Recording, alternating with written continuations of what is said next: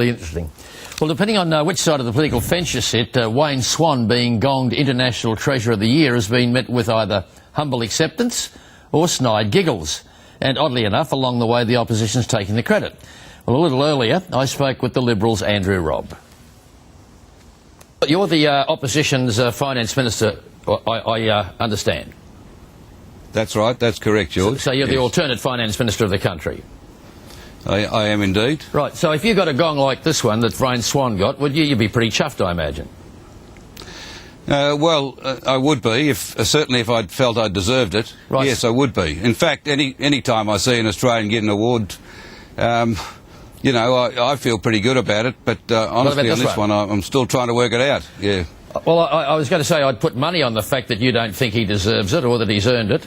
Am I right? Well, it's not just whether I do or not. I think, George, I think if you ask the average person in the street who keeps stopping me wherever I go, that'd be the answer too. Well, let me quote you exactly what the people who gave him this award said.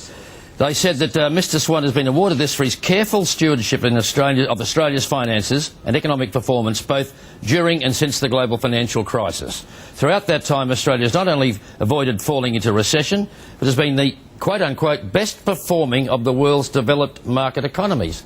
That's hardly equivocal. That's a very serious suggestion to make if it's wrong from an international perspective.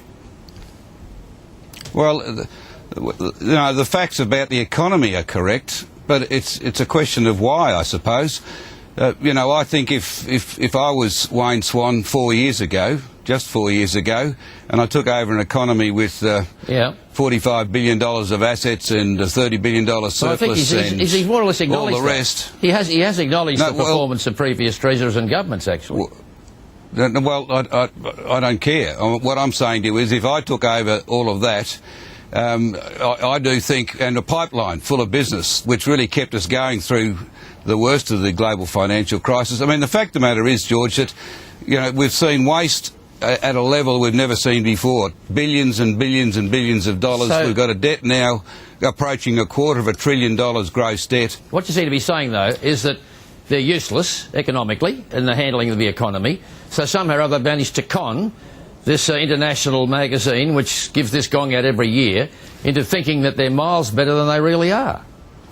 Well, this is a Eurozone magazine. Compared to Europe, you know, we're miles ahead. The rest of the world is a basket case at the moment. All of the major developed economies, from the US right through Europe, we've been blessed with the China phenomena, and you know, this government took over the best economy in the world by a long shot. So, you know, the fact is, despite all that, we now are in a very vulnerable position. If we weren't, well, he would deserve it. But we are now in a very vulnerable position if commodity prices come off. Rob, good to talk to you. Thanks for that.